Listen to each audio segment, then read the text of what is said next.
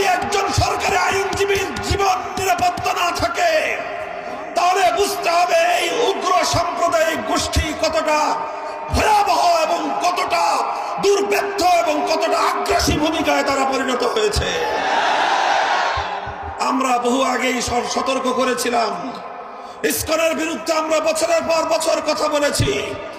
এই ইসকনকে যদি, তাদের অগ্রযাত্রাকে যদি রুখে না দেওয়া যায়, বাংলাদেশের স্বাধীনতা বিপন্ন হবে।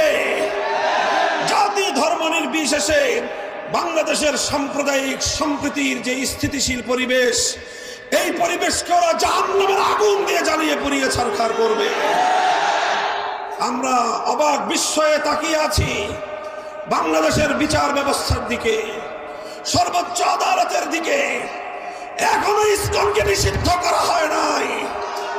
আজ আমরা ফরিদপুরের গণসমাবেশ থেকে ঘোষণা করতে চাই, এই ইসকন নামক সাম্প্রদায়িক উগ্র জঙ্গিবাদী গোষ্ঠীকে যদি নিষিদ্ধ না করা হয়, বাংলার মাটিতে ইসকনকে অবাঞ্ছিত করতে, উৎখাত করতে যা করতে হয় আমরা নিজেরাই তা করব।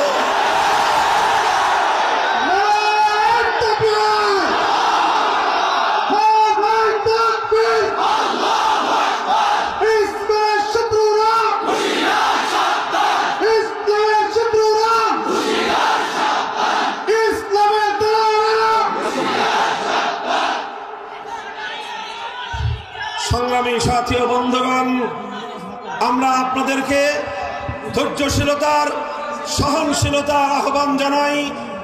আমরা দেশবাসীকে সে আহ্বান জানাতেই থাকব।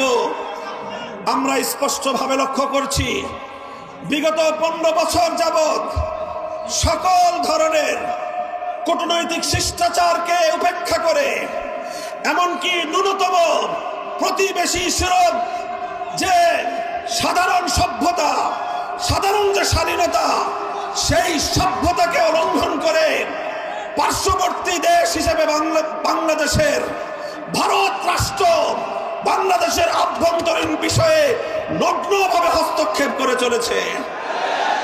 15 বছর পর্যন্ত বাংলাদেশের প্রতিটি জাতীয় নির্বাচনকে ভারতের প্রচ্ছন্ন মদদে শেখ হাসিনা জনগণের ভোটাধিকারকে হরণ করে নিয়েছে, ভোট ব্যবস্থাকে বাতিল করে দিয়েছে।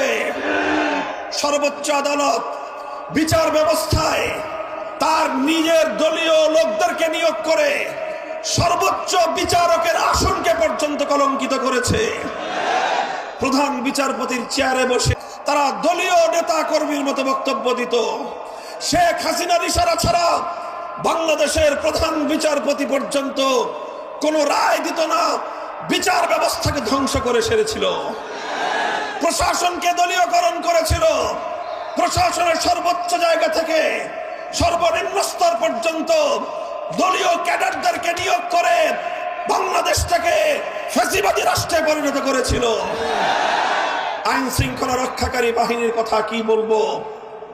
এই আমাদের প্রিয় পুলিশ বাহিনী, যাদের দীর্ঘ ঐতিহ্য ছিল, ৭১ মুক্তিযুদ্ধের রণাঙ্গন থেকে যারা যাত্রা শুরু করেছিল, সেই পুলিশ বাহিনীকে দলীয় পেটোয়া বাহিনীতে পরিণত করে বাংলাদেশের সকল পুলিশদেরকে সে তার নিজস্ব দলীয় গুন্ডায় পরিণত করেছিল। আর এভাবে আইন শৃঙ্খলা রক্ষাকারী বাহিনীকে জনগণের মুখোমুখি দাঁড় করিয়ে জনগণ এবং রাষ্ট্রের বিরুদ্ধে একটি যুদ্ধাঙ্গী পরিবেশ তৈরি করেছিল শেখ হাসিনা।